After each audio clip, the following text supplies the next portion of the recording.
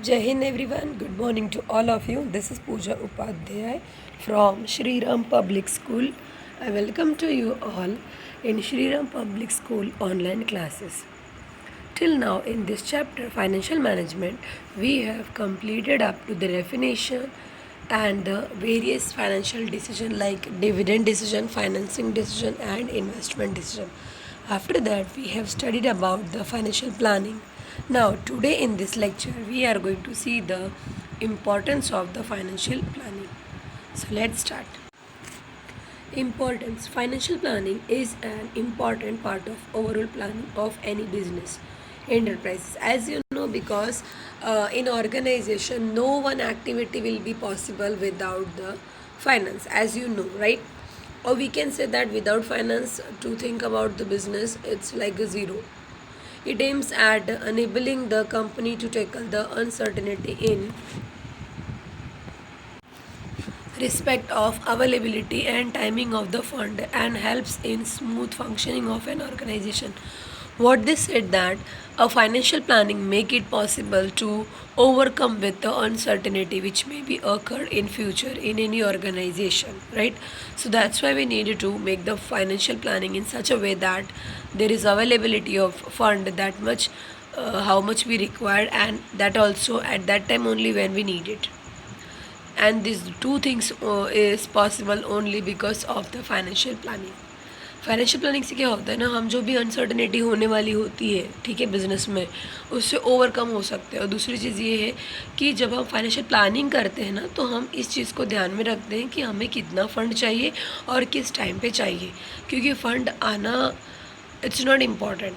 Fund सही time पे और सही क्वांटिटी में आना it is important. Okay, so let's start with the first one. Financial planning can be explained with the help of the following. It helps in forecasting what may happen in future under different business situation. By doing so, it helps the firms to face the eventual situation in better way. क्या कह रहे हैं, जब भी हम financial planning करते हैं, ठीक है, तो फ्यूचर में फाइनेंस से रिलेटेड जो भी शॉर्टफॉल्स हो सकते हैं उन सारी चीज़ों को एनालाइज करके उस बेस पे ही हम अपना प्लानिंग करते हैं. अगर ऐसा कुछ हुआ तो ये करेंगे, अगर ऐसा कुछ हुआ तो ये करेंगे, something like that.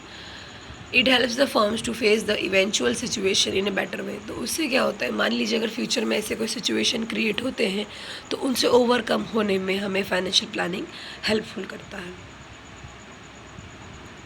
In other words, it makes the firm better prepared to face the future. For example, a growth of 20% in sales is predicted. However, it may happen that the growth rate eventually turn out to be the 10% or 30%. क्या कह रहे हैं, मान लीजिए आपने 20% एक अंदाज़ा लगाया था कि इतना हमारा सेल इंक्रीज़ हो सकता है, तो ऑब्वियसली आप उसी के अकॉर्डिंगली अपना प्रोडक्शन एक्टिविटी स्टार्टअप करने की ही प्लानिंग किए होंगे.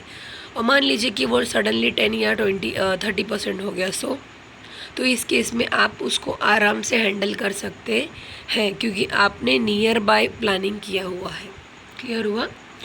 Many items of expense shall be different in this three situation. By preparing a blueprint of this three situation, the management may decided what must be done in each of this situation.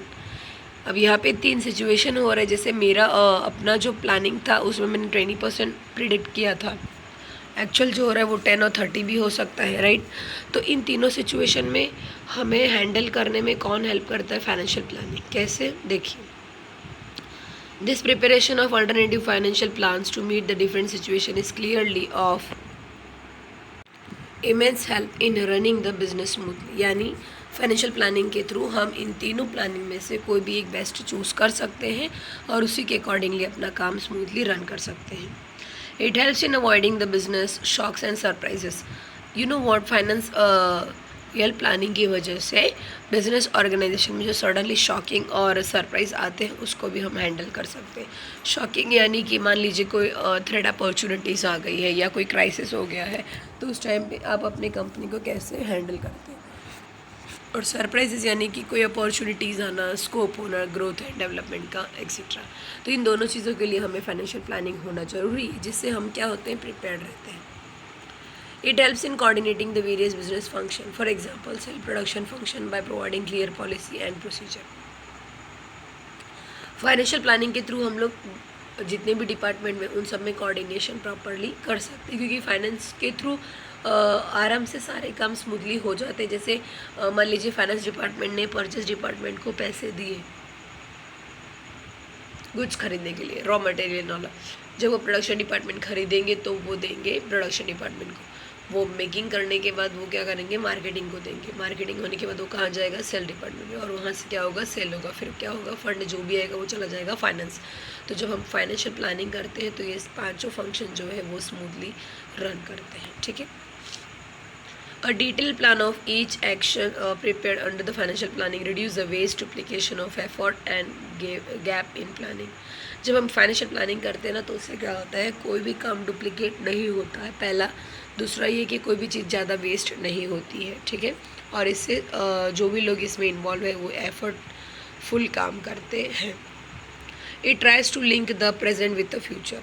Financial planning क्या करता है, link create करता है between the present and the future, क्योंकि जो financial planning हो रही है वो हो रही है प्रेजेंट में, प्रेजेंट के सिचुएशन को लेकर के, लेकिन उसका मेन पर्पस क्या है, फ्यूचर। ओके, नेक्स्ट है, it provide a link between the investment and the financing decision on a continuous basis. Financial planning के थ्रू हम क्या करते हैं, देखिए फाइनेंशियल प्लानिंग में फंड के बारे में ही हम प्लान करते हैं, तो ज़रूरी नहीं है कि हमें जितना बिजनेस में चाहिए उतना ही हमें मार्केट से मिले। समटाइम्स ये ज़्यादा भी होता है, समटाइम्स ये कम भी होता है। मान लीजिए अगर ये ज़्यादा होता है, ठीक है, तो उस केस में हम क्या करते हैं, जितना हमें प्रोडक्शन एक्टिविटी के लिए रिक्वायर्ड है हम वो अपने लिए रख लेते हैं, और जो बाकी सरप्लस है वो हम किसी और कंपनी में या बैंक में या और कहीं इन्वेस्ट कर देते हैं, अगर हमें अच्छा रेट ऑफ रिटर्न्स मिल रहा है तो। Clear? By spelling out the detailed objective for various business segment, it makes the evaluation of actual performance easier. अब फाइनेंशियल प्लानिंग की वजह से क्या होता है, जो हमारा एक्चुअल परफॉर्मेंस है, ठीक है, हम लोग उसको इजीली हैंडल कर लेते हैं बिना किसी डिफ़िकल्टीज़ के। क्लियर हुआ? तो आज हम लोग यहीं पे स्टॉप करते हैं। If you having any doubts you can ask me in the evening schedule. Till that, stay home, stay safe. Jai Hind, take care. Student capital structure, it is a new topic which we are going to start in the next lecture. I hope so you understood. And one more thing, student, please, if you understood my lecture, so please share, subscribe, like and comment on my YouTube channel. Thank you. Have a nice day.